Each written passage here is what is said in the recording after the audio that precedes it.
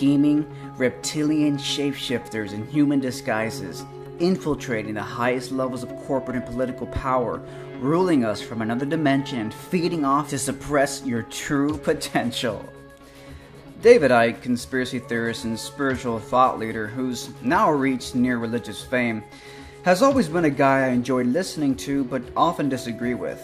I mean, he was right about a few things, like the Federal Reserve banking cartel, the way corporate and political powers are equally an enemy, and how our universe may very well be a holographic matrix, which is now a mainstream scientific theory debated by top physicists.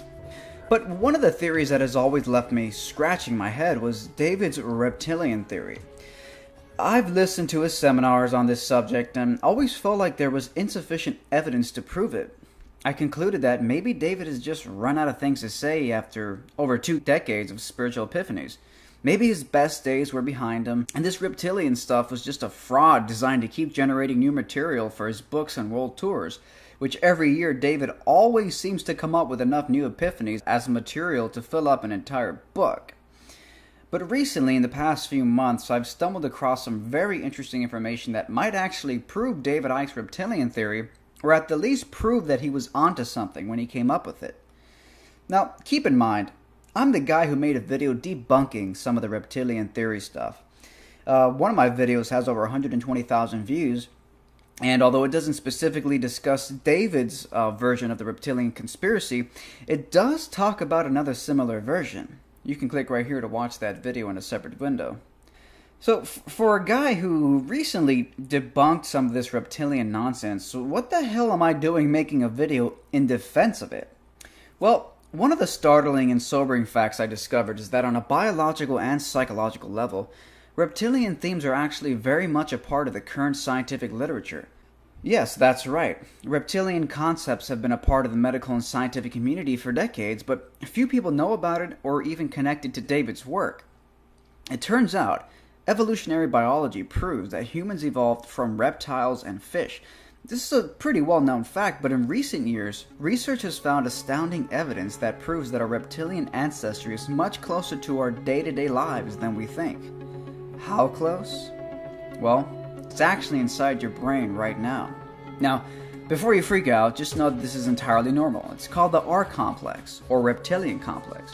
That's right, they even call it reptilian. Scientific research proves that our current human brains can be divided into 3 separate brains.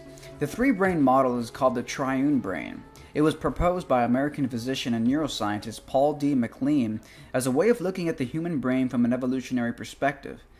The first brain is called the R complex, or reptilian complex. This is the most primitive part of the brain, and it's also the oldest. The reptilian brain is responsible for some of the most basic and primitive aspects of human biology, like fear, instinct, hunger, fight or flight response, etc. In fact, the R complex is also associated with the amygdala, which is the brain's fear response center. In essence, the R complex is understood as being the oldest part of the human brain, going back to our ancient past having evolved out of fish and reptiles. Because evolution is a gradual cumulative process, the reptilian brain is still part of our biology, but now the brain has evolved to include the latest installments, known as the paleomammalian complex and the neomammalian complex. Basically, we have a lizard brain in our heads, and our entire lives are fundamentally based on these reptilian biological influences, whether we like it or not.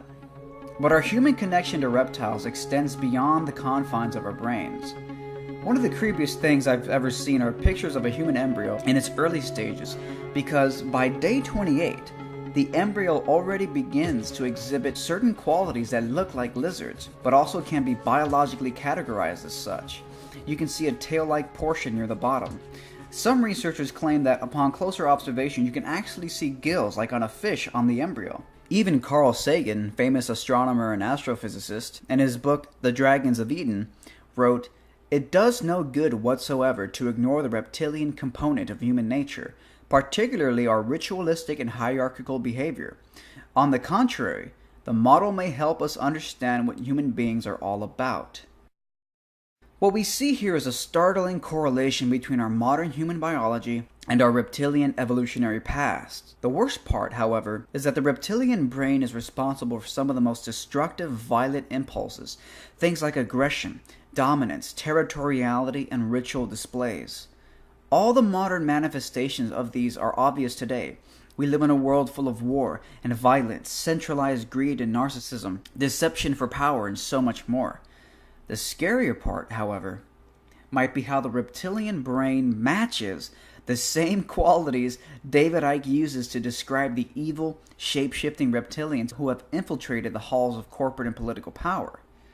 If you didn't already know, Icke's theory is that our world is currently being dominated by reptilian shapeshifters, basically reptile humanoid creatures who have the ability to disguise themselves as human by shapeshifting.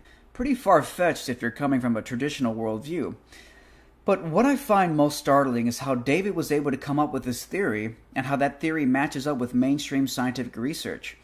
Obviously, the part about shape-shifting has nothing to do with scientific research, but the similarities between the reptilian brain and the reptilian shapeshifters are interesting. So I'm not convinced that shape-shifting reptiles have taken over the galaxy. I'm still not with David Icke on that. But I would say that David Icke might have maybe misinterpreted his intuition on this one.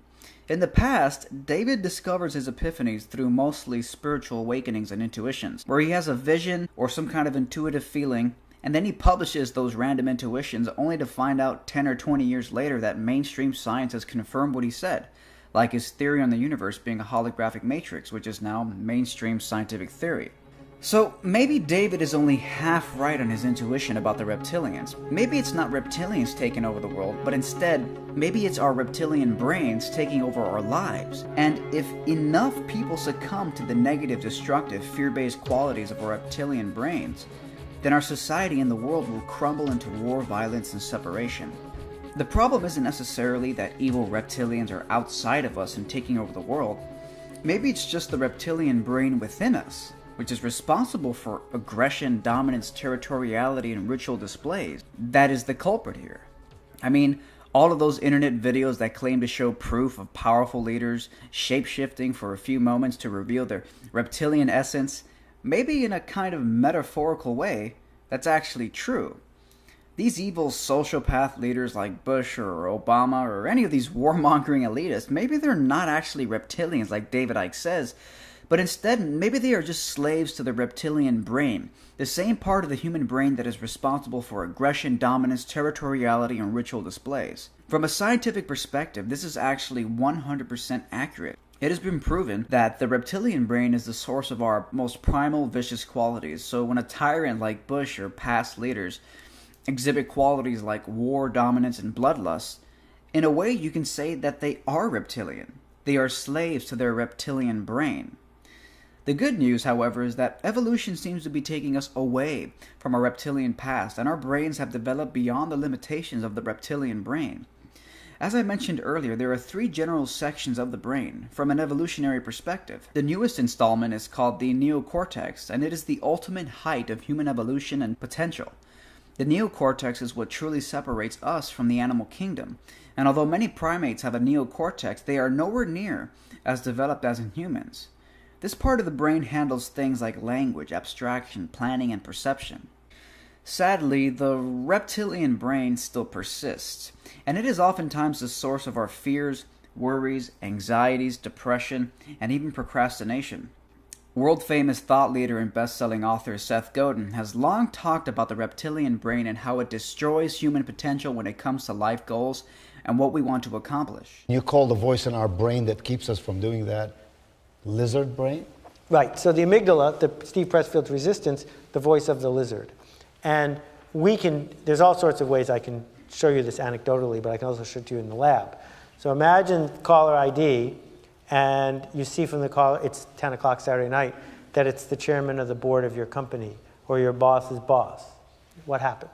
How long does it take for your heartbeat to start racing? Right? Did you have a whole calculation going through all the math, or did it happen instantly? It happens instantly. And we go from this person is calling to I'm in trouble to they figured out I'm truly a fraud to I'm going to be fired. I am never going to get another job because I'm going to be blackballed. I'm not going to have enough to eat. I'm going to die. And so caller ID to dead in less than a second. And we can prove this, right? That's not your conscious brain up here. That's the amygdala, the lizard brain. So a lot of people are uptight about writer's block. That Stephen King, the question he gets asked the most is, where do you get your ideas? We don't think writer's block exists. And our proof is that no one ever gets talker's block. No one wakes up in the morning going, right? Everyone manages to say something. Yeah. So how come when it's time to write it down, we freeze up? And Steve Pressfield calls this the resistance. If you're going to read one book after today, please go read The War of Art, or the shorter version, which I was lucky to publish, Do the Work. And Pressfield talks about the amygdala, which is right back here. If you go to a bio class here, you'll learn about it. It's the prehistoric brain. It's the brain dinosaurs had, lizards have, foxes have. It's the brain of a wild animal. We still have it. It's left over. It's the brain that kept us from getting eaten by a saber-toothed tiger back in the day. Well, that brain doesn't want to be held responsible. That brain doesn't want to be eaten. That brain doesn't want to be blamed. So when you take out a pen and have to say, I believe this, it gives you a reason not to. It comes up with an excuse. I don't have anything to say. I don't have any good ideas. Well, a minute ago, you were gabbing like crazy. Why were you, you know? So all I do is write down stuff that other people would have just said and that would have disappeared. It seems clear to me that the reptilian brain is an outdated, primal, and pathetic relic hanging on for dear life. It wouldn't surprise me if the ego is a result of the R complex. The reptilian brain is fear, it is separation, it is ego, it is destruction and death and all the things we seek to move away from. But it is still there, like a splinter in our minds driving us mad. I don't know if David Icke is right about reptilian shapeshifters, but I do think we can all agree that the reptilians, whether world leaders in disguise or primitive parts of our brains, are a problem that we must strive to move away from.